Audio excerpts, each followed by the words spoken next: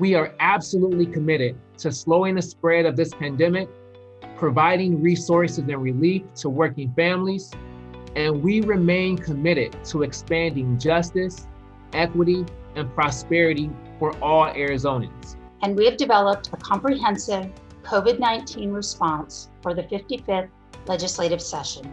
The most important COVID-19 response at this juncture is working to ensure the efficient, fair distribution of the COVID-19 vaccine statewide.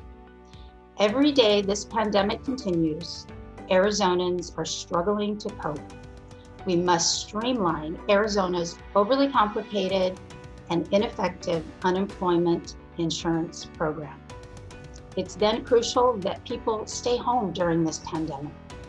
We must provide more funding for rent and mortgages, extend the eviction moratorium, and streamline the application process for assistance.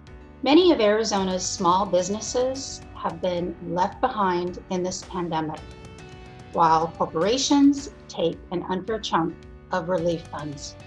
We must ensure that our local independent businesses are not left behind. Jails and prisons throughout the state continue to be hotspots for COVID-19, putting the prison population, correction staff, and surrounding communities at risk of an outbreak. We propose expanding compassionate and earned early release options. Arizona families now, more than ever, need a helping hand, and parents need their children cared for in a safe and healthy environment. To support these hardworking Arizonans, we must appropriate the $88 million in federal child care funds. And we must provide child-only cash assistance, or TANF, to families who need it. We invite our Republican colleagues to step up and join us. It's time to reimagine an Arizona with a strong foundation that works for everyone in our state. And now I'd like to send it back over to Representative Bolding, who will cover our non-COVID related priorities. Representative Bolding.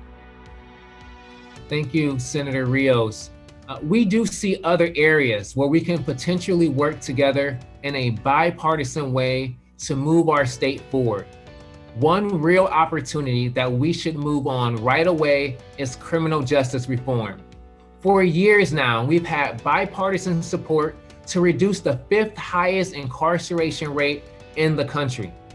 We've been held back by powerful special interests and individual chairmen who blocked it. With the new Criminal Justice Committee in the House, we hope to finally move a reform agenda out of the House and hopefully through the Senate as well. Every community in Arizona relies on law enforcement to serve and protect. And every community deserves the same level of service and protection.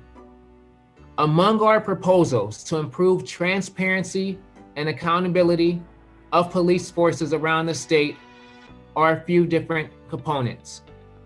We believe that there should be body cameras for every officer at DPS, a statewide officer disciplinary database so bad apple officers can't jump from one agency to another, and limits on qualified immunity. Climate change is having a devastating impact on our state. Democrats will fight to protect our public and tribal lands from exploitation. We will ensure that we clean up polluted sites in low-income communities. Finally, it is time to say no more to the decades-long assault on women's rights.